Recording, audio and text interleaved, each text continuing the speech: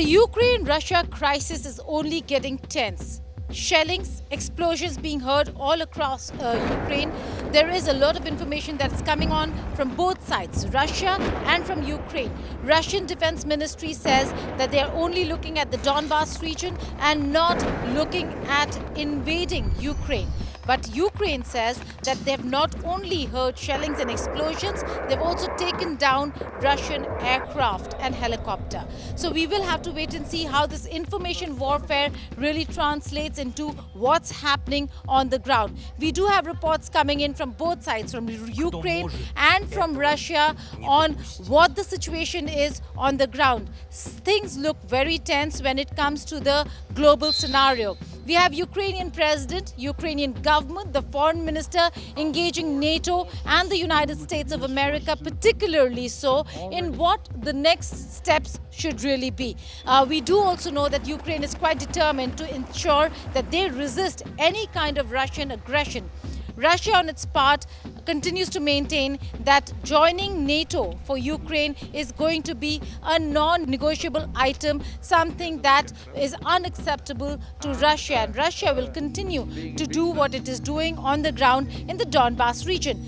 Russian President Vladimir Putin put it in context when he first announced independence of Donetsk and Luhansk region, so that he could then have a mutual agreement with the leaders of Donetsk and Luhansk to ensure that there is a treaty in place where both are going to help each other. And now Russian president then announced that they are going to defend the rights of the people of these independent territories announced by Russia.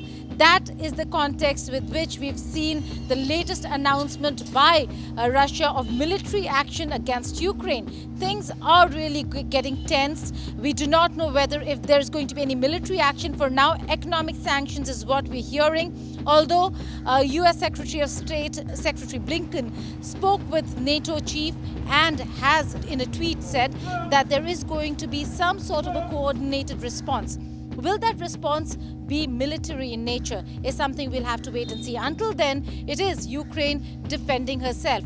Meanwhile, when it comes to India, Ukraine and Russia, we heard the Indian statement at the United Nations Security Council emergency meet. It very clearly specifies that priority for India is that the legitimate interests of all stakeholders should be kept in mind. Secondly, paramount to India is safety and security of Indian nationals who are present in Ukraine. There are about 20,000 Indian nationals currently in Ukraine. Some of them have returned, most of them still there. So in this tense situation, a fresh travel advisory put out by the Embassy of India in Ukraine asking Indian nationals to stay home, to stay in safe areas, to register themselves. The situation is tense. Ministry of External Affairs has now set up a 24/7 coordinated helpline service for those who are stranded or in Ukraine or want to return immediately. Ukraine is a no-fly zone as of now, and no time issued